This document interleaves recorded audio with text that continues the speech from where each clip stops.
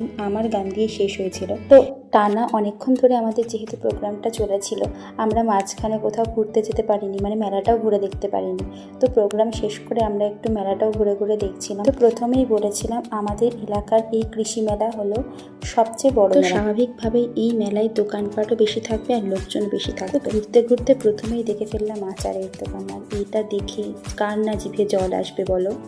এই দোকানটা ক্রস করতে না করতেই সামনে আবার এত সুন্দর একটা ইয়াররিংসের দোকান।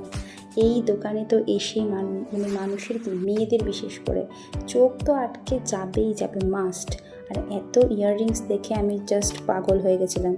ইয়াররিংস ছেড়ে এবার চুড়ির দোকান, মানে কি বলবো, কোনটা ছেড়ে কোনটা দেখবো। দেন আবার এই সফট টয়েসের দোকানটা দেখে ফেললাম।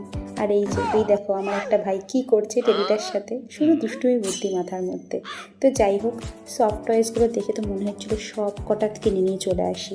আমার এগুলো যে কী ভালো লাগে কি বলবো। তো এই দোকানের মায়া ত্যাগ করে আমরা আবার নেক্সট দোকানে চলে আসলাম, ব্যাগের দোকান। ব্যাগগুলো দেখতে দারুণ ছিল, পছন্দ হচ্ছিল কিন্তু কিনি। দেন আরও বেশ কয়েকটা দোকান আমরা ঘুরে টুরে আমরা আবার বাড়ির পথে বেরিয়ে পড়েছি, কারণ ওই দিন আমাদের কেনাকাটি করার একদম মুড ছিল না, কারণ একটানা প্রোগ্রাম চলেছে, তাই আমরা অত একটা কেনাকাটা করিনি। তো এইবার আমরা বাড়ির পথে রওনা দিলাম।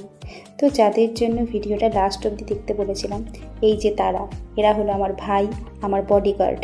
আমাকে পুরো গার্ড দিয়ে বাড়ি নিয়ে যাচ্ছিলো, যদিও মা ছিল সাথে, তবুও এদের দেখে আমার বেশ ভালো লাগছিল। প্রোগ্রামটা বেশ ভালোই হয়েছিল, সন্ধ্যেটা খুব ভালোই কেটেছিল ওই দিন।